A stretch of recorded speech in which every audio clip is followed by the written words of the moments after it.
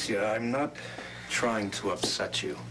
Then will you please stop following me around? I'm not going to ask you any questions this time. Good. I'm very glad. All right. What do you want? Either tell me and get it over with, or I'm going to complain to Dr. Bolak. All right, now don't be angry. All I want you to do is listen to me and keep an open mind about my motives. You see, I found the information that I was looking for. This is more about Delia Ryan, and I cannot listen. I have told you I will not discuss her. All right, I respect that now, because I understand the problems that you've been going through. And I'm not again going to ask you to confirm what I say. Now, will you hear me out, please? If you expect nothing from me, and if this is the last time. Agreed. Last March 30th, a young woman was checked into the OB/GYN clinic. She gave her name as Mrs. Brown. She was, in fact, Delia Ryan. She was 10 weeks pregnant, about to miscarry, and no medical treatment could prevent that. You were assigned to take care of her and relieve her in any way you could until she delivered. Now, let me finish, please. Now, during that time, Mrs. Brown was in a heightened emotional state. Now, knowing Delia, that meant complete hysteria. Now, doubtless, she shared her troubles with you, including the fact that she was single and that the father of her child was going to do right by her, but only because of the pregnancy. Pat never would have married her otherwise. So that baby was very, very important to her. And I can imagine how terrified she was. Are you done now? No. No, not quite. When it was all over, she begged you not to tell a soul that she had miscarried. And that's when you gave your word, wasn't it? Of course, she never explained to you that she was going to lie to Pat and tell him that she was still pregnant. She wasn't discharged from the hospital, Alicia. She disappeared. The phone number and address she gave were fictitious. The only things she left behind were a pair of earrings. Now, that brings us to the point that you and I met. That afternoon, when Delia and I were having lunch in Lem, she spotted you across the room and she was panic-stricken. But you came over to Mrs. Brown and gave her back the earrings. And I've wondered about that incident ever since. And now I know. You see, you don't have to say a word, Alicia. I'm absolutely right because I can see it in your eyes. Excuse me.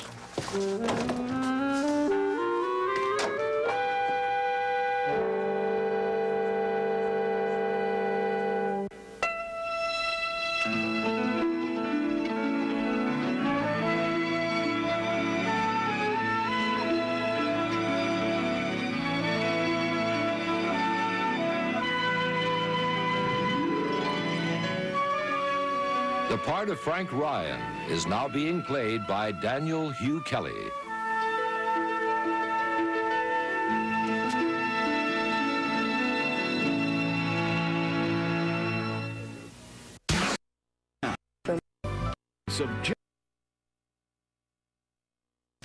Right, 40th floor.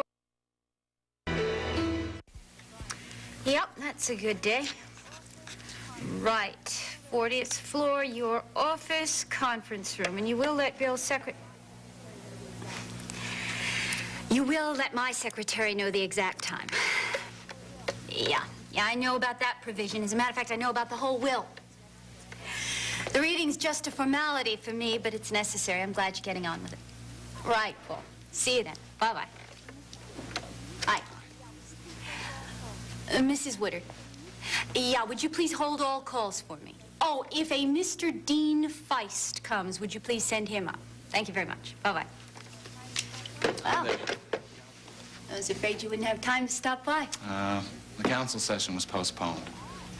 Oh, but the question is, do you have time for me? Oh, that. I'm going to ignore all that. I do have to cope with the annual board meeting next week. However, those reports are my favorite bedtime reading. They're better than a whole bottle of sleeping pills. Well, how do you like my temporary home? Not bad. But I've always loved this hotel. Strictly from the outside until until I made some money. It's an old bargain spot. Just didn't want to face the apartment, and Lord knows money's no object. So rich, it's unreal. Was that your lawyer you were talking to? Yeah. We have to read the will. Everything was left to me. That means you won't be on the outside anymore. You won't be behind the scenes. That's the major difference, isn't it? Yeah. Well, I'm used to money and hard work and responsibility. It's just being without Bill will be a little strange, that's all. It's lonely. Excuse me.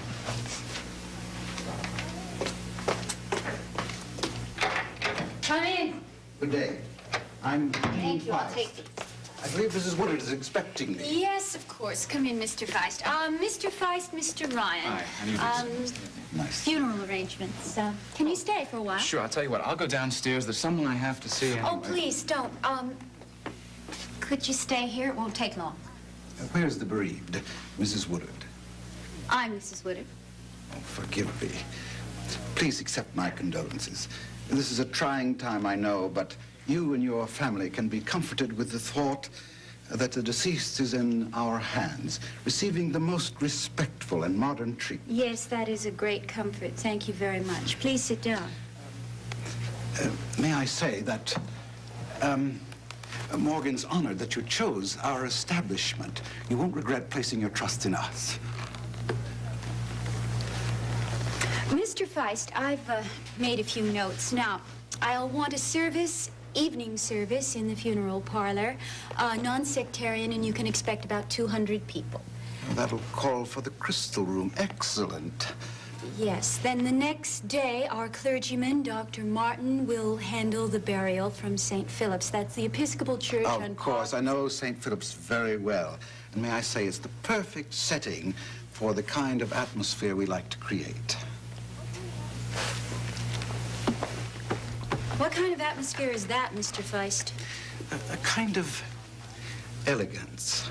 After all, a renowned man has passed away, and it's only proper that we honor him as well as acknowledge his loss. Look, I hope you're not thinking of any frills, because Bill wouldn't have wanted it, and I don't either. Oh, I couldn't agree more. We never indulge in cheap tricks. Frills. That's a very good word. Here, let me show you the approach that we believe in. Graceful, classic lines. Look at number 6. It's simple to the point of austerity. That's a crypt. Mausoleum. That's right. I think that number 6 would be the appropriate... I'm not interested in crypts. Really? The Woodard family has a plot in the cemetery. Bill's parents and his brother are buried there. His grave will be very much like theirs. I will choose a headstone, and that will be that. Oh. Then we needn't discuss landscaping No, we and so certainly forth. need not. Now, if you will just give me a rundown of your caskets, then I can let you get back to your work. Oh, but this is my work. I'm here for just one reason, and that's to advise you.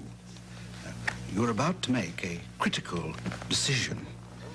Now, if I may say so,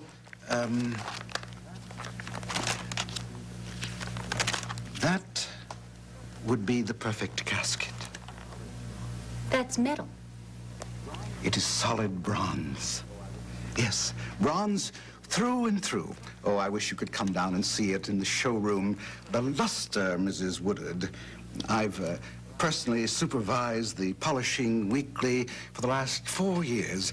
Silk-lined, it's $22,500, and to me, it's as fine as a museum piece. Yes, I can see where you wouldn't want to bury that. But that is the beauty of it, you see. It is impervious Yes, to decay. I'll take this one, number 103, the walnut. Thank you very much.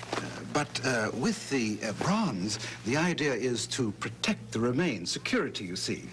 At this point, security is the last thing Bill needs. Now, if you have any further questions, please do call my secretary. Otherwise, I will see you at the services. Good day.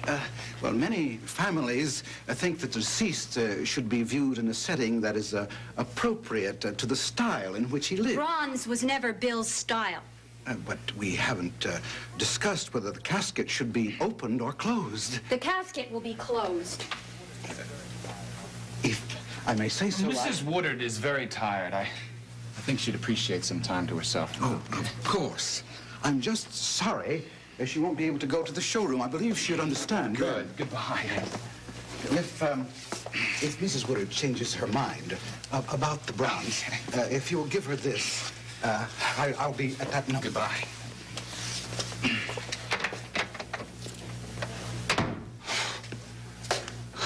Incredible.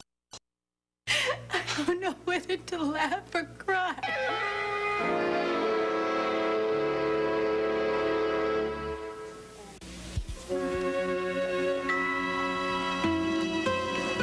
Hi. Hello. I heard about Delia. How is she? I think she'll be okay. There's a concussion, but no fracture. At least that's what the x-rays show. She's slightly disoriented, bad headache. Bumps and bruises, of course, but I think she'll heal without complications. I'm so sorry about the whole situation.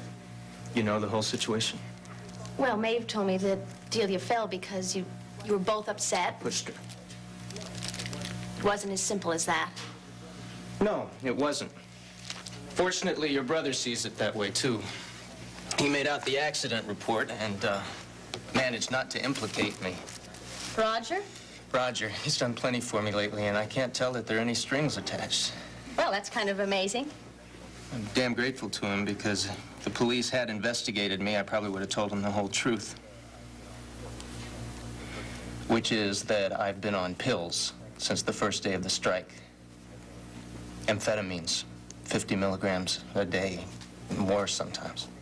Oh, Pat. Yeah, I know. It's dangerous, irresponsible, insane. No, I wasn't going to say anything like that. I'm not even surprised, really. We all knew something was wrong. I thought about amphetamines, but you seemed to be so physically ill. And the other day in X-ray, when you mentioned the flu, I decided that you probably did have some odd strain. I think I cross-poisoned myself. Coffee and finally caffeine pills on top of the others. And coming down from all that, I'd be so furious at Dee. Was that how you felt when she showed up on the stairs? Yeah, and the more she cried, the madder I got. And finally, I either had to get away from her or lose control completely, and she was grabbing onto my arm. Look, you couldn't have known that she'd fall.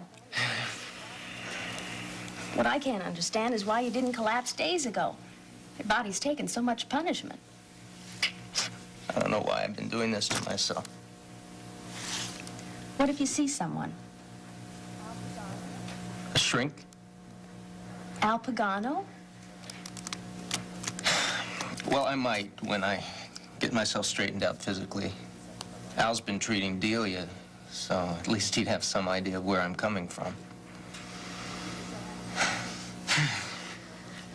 You're still having withdrawal symptoms. Yeah, I'm through the worst of it.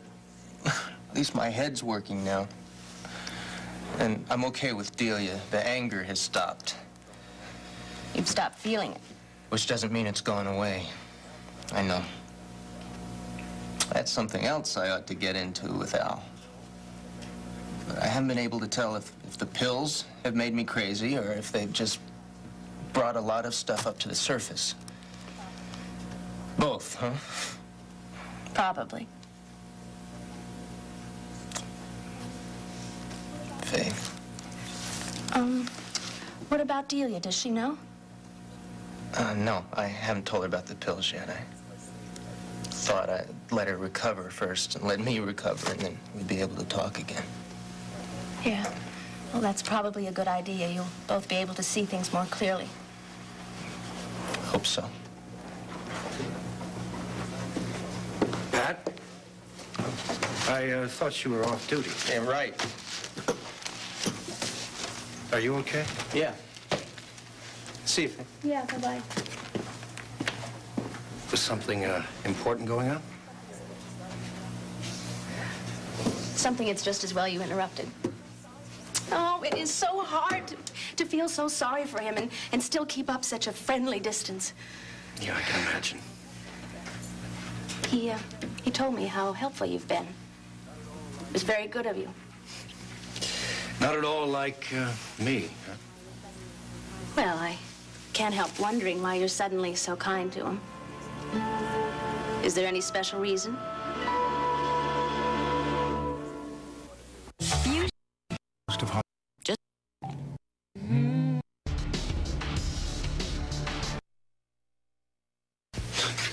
You know what I think we ought to do? Order up a plain pine box. It'd be much simpler. Well, let's drink to Mr. Feist's departure, huh? Okay, let's. Thank you for getting rid of him for me. I was developing a strong desire to kick him. Oh, me too. Actually, though, you handled him beautifully. You didn't need me. Yeah, well, if you weren't here, I'd be sobbing right now. Would you? Oh, definitely. You know, that might not be a bad idea. For you to cry. Maybe. Tears just aren't there, that's all.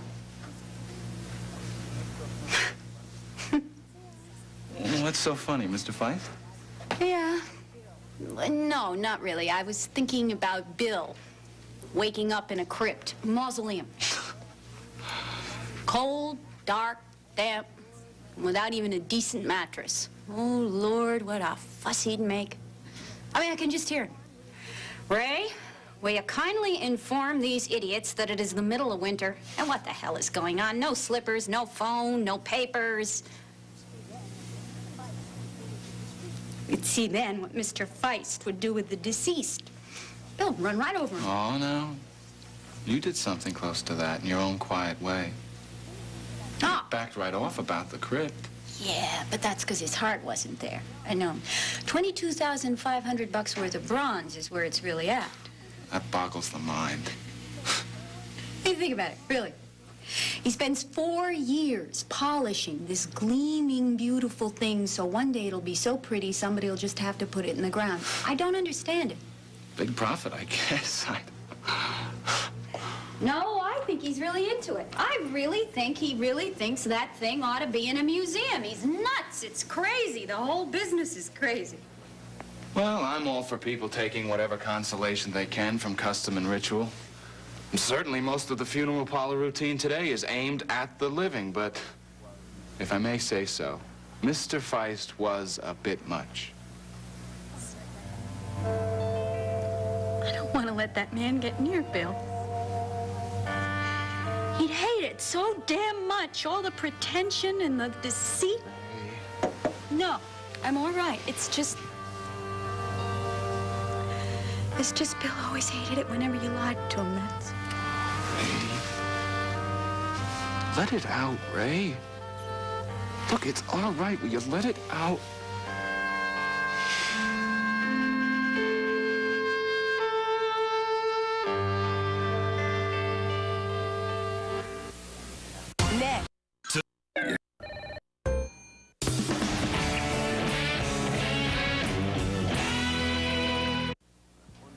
I have been concerned about Pat for one reason in particular, but I doubt that you'll believe it.